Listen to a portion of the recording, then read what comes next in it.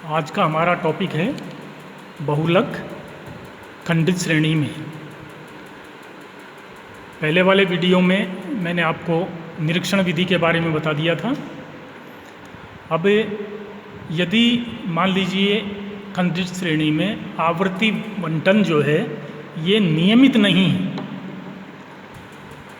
अनियमित है, तो यहाँ फिर हम निरीक्षण विधि का प्रयोग नहीं कर सकते, हमें फिर समूहन रीति का प्रयोग करना होता है।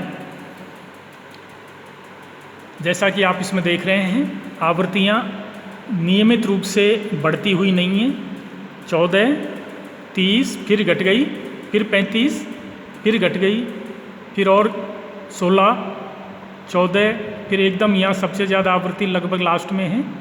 तो इस प्रकार अब हम इसमें निरीक्षण मात्र से ये नहीं कह सकते कि 40 जो है मूल्य वो बहुलक है, क्योंकि फ्रीक्वेंसी का डिस्ट्रीब्यूशन अनियमित है।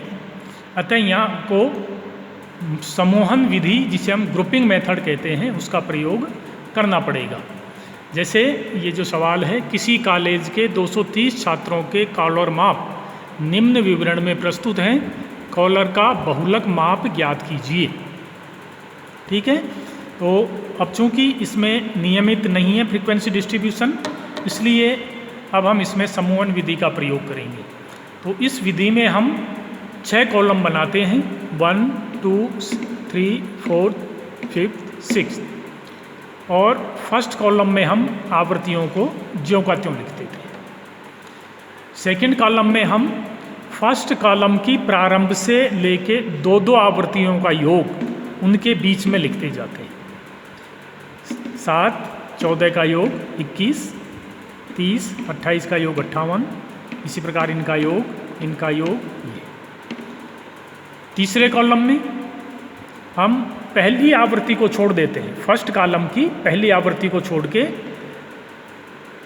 बाकी 2-2 आवृत्तियों का योग लिखते हैं। जैसे 14 एवं 30 का योग 44, 28, 35 का योग 63, 34, 16 का योग 50, 14, 36 का योग 50।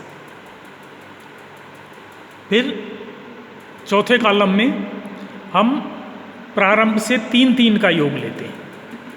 7, 14 और 30 का योग 51, 28, 35, 34 का योग 97, इस प्रकार। फिर फिफ्थ कॉलम में हम पहली आवृत्ति को छोड़कर बाकी 3-3 आवृत्तियों का योग लेते हैं। और सिक्स्थ कॉलम में हम पहली 2 आवृत्तियों को छोड़कर 3-3 आवृत्तियों का योग लेते हैं। 93, 64, इस प्रकार ये हम योग कर लेने के बाद हम प्रत्येक कॉलम की जो मैक्सिमम आवृत्ति है उसको चिन्हित कर दीजिए आप, या तो कोई निशान लगा दें या गोला मार दें। जैसे 36 है इसमें मैक्सिमम, सेकंड कॉलम में 69 है, थर्ड कॉलम में 36 है, फोर्थ कॉलम में 97 है, फिफ्थ कॉलम में 85 है और सिक्स्थ कॉलम में 93 है। और एक अब लास्ट में हम और कॉलम बना लेते हैं, इसमें लिख दीजिए आप अधिकतम आवृत्तियाँ। तो फर्स्ट कॉलम की मैक्सिमम आवृत्ति 36 है, जो 40 की आवृत्ति है, अतः इसके सामने हम ये एक निशान लगा दें। इसी प्रकार सेकंड कॉलम मैक्सिमम आवृत्ति 69, जो इन दोनों का योग है, जो इन दोनों की आवृत्तियाँ हैं, अतः इन दोनों के सामने एक एक निशान लगा देंगे। इसी प्रकार थर्ड कॉलम में मैक्सिमम आवृत्ति 63 है, ये इन दोनों का योग है, तो 35 और 36 के सामने फिर हम एक एक लगा देंगे। इसमें 97 जो इन तीनों का योग है, 35, 36 और 37 की आवृत्तियों का, तो उनके सामने एक एक निशान लगा देंगे। इसी प्रकार यहाँ भी और यहाँ भी। फिर हम देखते हैं कि इसमें अधिकतम आवृत्ति किस मूल्य की है। तो हम देख रहे हैं कि अधिकतम जो निशान है, यानी 5 निशान, वो 36 के सामने है। अतः 36 है जो कॉलर का बहुलक माप है, यानी mode is equal to 36 centimetre.